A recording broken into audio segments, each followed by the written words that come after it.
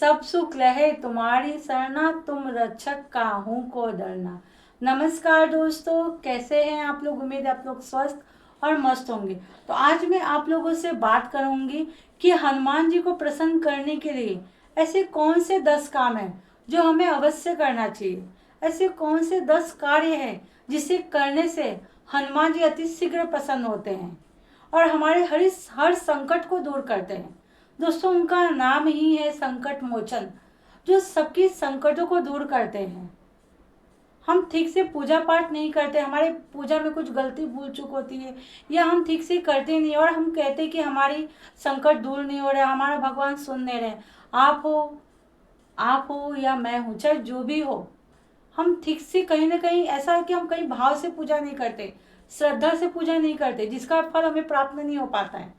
तो दोस्तों, मैं आप लोगों को ये 10 काम बताऊंगी कि कौन से 10 काम आपको करना है जिससे हनुमान जी अति शीघ्र प्रसन्न हो और आपको उनका आशीर्वाद प्राप्त हो। तो दोस्तों, इस वीडियो में अंत तक अवश्य बने रहिएगा। अगर आप लोगों को वीडियो अच्छा लगता है तो वीडियो को लाइक करना, सब्सक्राइब करना और कमेंट में जय श्री राम अवश्य लिखिएगा। तो चलिए दोस्तों, देखिए हनुमान जी की, पहले तो आप ये समझ लीजिए कि हनुमान जी का जो प्रिय भोजन क्या है। ठीक है, जैसे कि राम कथा, हनुमान जी को राम कथा अति प्रिय है। हनुमान जी जब राम जी जा रहे थे तो उन्होंने हनुमान जी से बोले, हनुमान आप नहीं चलोगे? तो हनुमान जी बोले नहीं, वहाँ क्या राम कथा होगा? तो राम जी बोले नहीं। तो बोले जहाँ राम कथा नहीं होगा तो वहाँ मैं क्या करूँगा? जहाँ राम कथा होगा मैं वहीं रहूँगा। जो भक्त, जो मनुष्य राम कथा सुनेगा, कहेगा या बोलेगा, राम कथा जो भी व्यक्ति सुनता है, बोलता है, कहता है, मैं उसके यहाँ अवश्य रहता हूँ, उस पर मेरा अवश्य आशीर्वाद रहता है। तो दोस्तों, राम कथा आप अवश्य सुनिए। आपको जैसा भी फुर्सत मिले, आप टीवी में देखिए, मोबाइल में देखिए, आप कहीं पे राम कथा हो रहा है तो आप अवश्य वहाँ जाइए। ठीक है, तो आप थोड़ा समय अवश्य निकालिए, आप राम कथा अवश्य सुनिए। दूसरा क्या है? दूसरा ये है रामायण, रामचरितमानस। दोस्तों, रामायण में इतना अच्छा सब चौपाई है। अगर आप नित्य प्रति अपने पूजा पाठ में रामायण की 5 चौपाई पढ़ते हैं, आप रोज करते हैं, तो यकीन मानिए आपका घर सुख समृद्धि से भर जाएगा। उस पर हनुमान जी की विशेष कृपा होती है। जो मनुष्य रामायण का नित्य प्रति 5 चौपाई भी पढ़ता है और हनुमान जी को सुनाता है तो हनुमान जी उस पर अति शीघ्र प्रसन्न होते हैं। ठीक है, तो आप रोज अपने पूजा पाठ में रामायण की 5 चौपाई अवश्य सम्मिलित करिए। आप कोशिश करिए, आपको जब भी समय मिले, सुबह शाम, आप रात, आपको जब भी समय मिले, आप रामायण की 5 चौपाई अवश्य पढ़िए। उसके बाद क्या है? हनुमान चालीसा। दोस्तों, हनुमान चालीसा हनुमान जी को अति प्रिय है। ठीक है, तो हनुमान चालीसा रोज पढ़ना चाहिए। आप भी पढ़े, अपने बच्चों को भी पढ़ाइए। आपके घर में जितने सदस्य हैं, आप सबको बोलिए कि हनुमान चालीसा का पाठ करिए। सबको फोर्स करिए कि आप हनुमान चालीसा का पाठ करो। दोस्तों, हनुमान चालीसा कितना पावरफुल है, कितना ताकतवर है, आप ये समझ नहीं सकते। बच्चों को भी पढ़ाइए। बल बुद्धि विद्या देहु मोहि हरु कलेस विकार। हनुमान चालीसा पढ़ने से बच्चों को बल बुद्धि विद्या हर एक प्रकार का उनको शक्ति मिलता है। और जो मनुष्य पढ़ता है, आप पढ़िए, विश्वास करके पढ़िए और यही करिए, सब सुख लहे तुम्हारी सरना, तुम रक्षक काहू को डरना। जो हनुमान जी है तो किस चीज का डर? खुद रक्षक हनुमान जी हैं।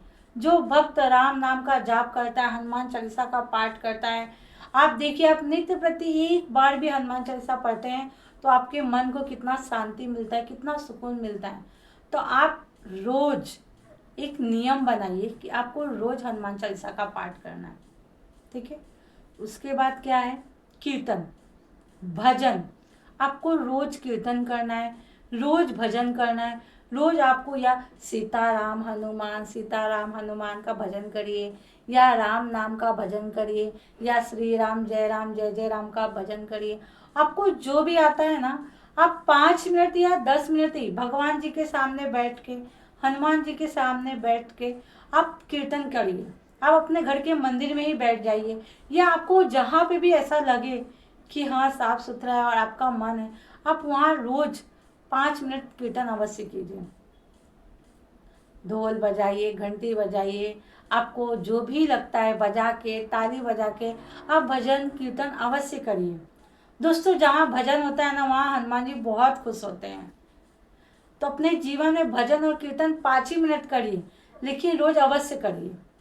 ठीक है, तो इस बात का आपको अवश्य ध्यान रखना है कि आप रोज भजन 5 मिनट 10 मिनट आप पूरा परिवार बैठ के या आप अकेले ही बैठ के आपको भजन कीर्तन करना है। श्री राम जय जय राम का, या सीताराम सीताराम, या सीताराम हनुमान सीताराम हनुमान, आप ऐसा कीर्तन करिए।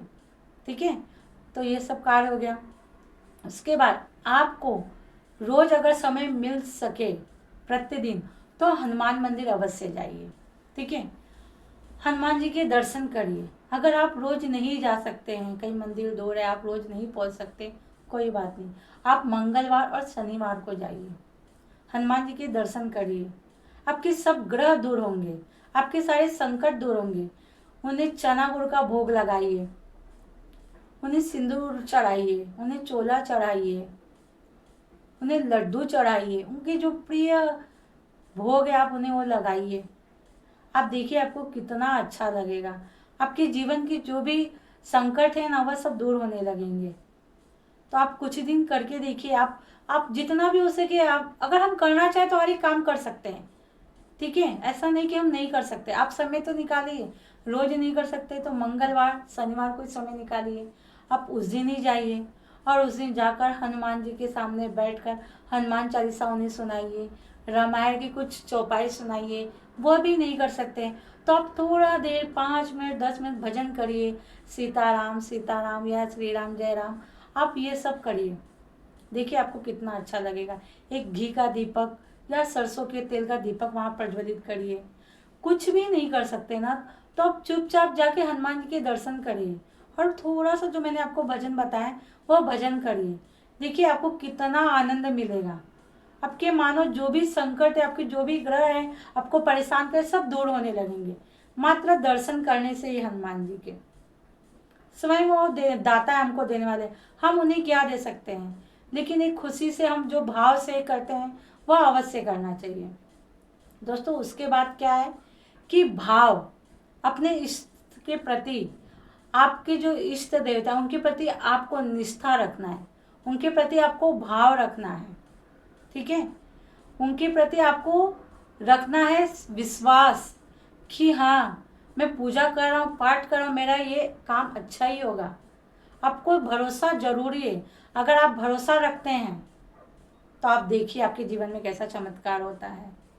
दोस्तों, हम जो भी काम करते हैं अगर भरोसा करके करते हैं ना, तो वो काम में आपको अवश्य सफलता मिलती है। तो आप भरोसा विश्वास अपने इष्ट देवता, अपने भगवान पे, अपने बजरंग बली पे करके रखिए। आपका आज नहीं तो कल वो काम अवश्य होगा, लेकिन होगा अवश्य।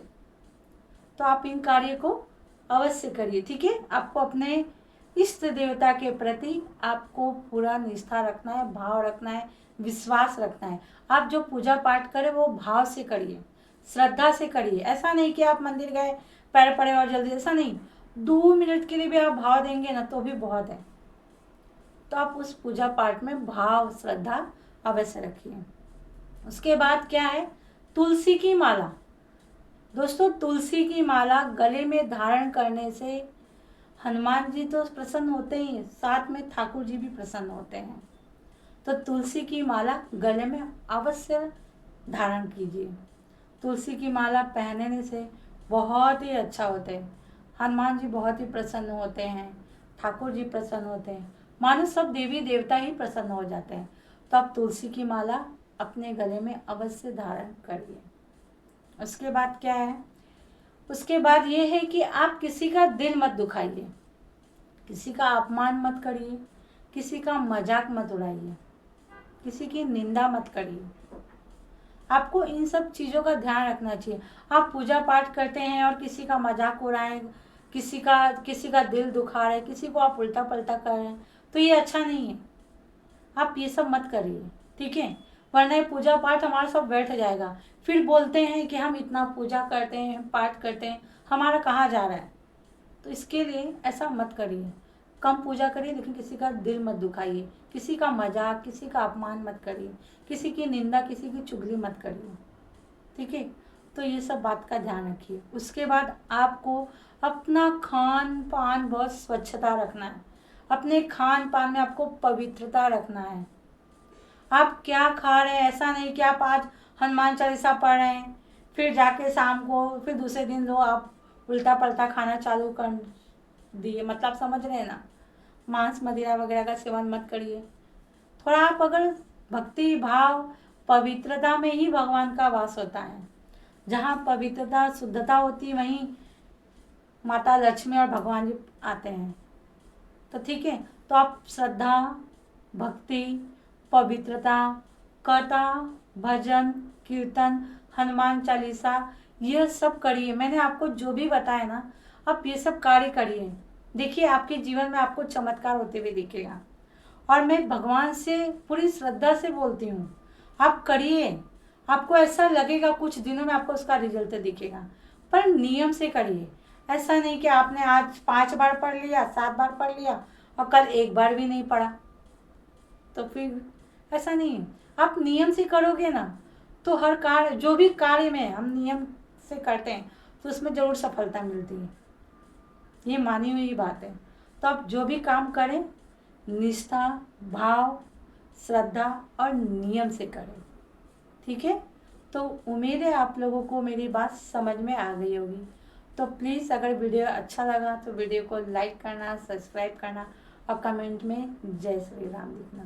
धन्यवाद। जय श्री राम।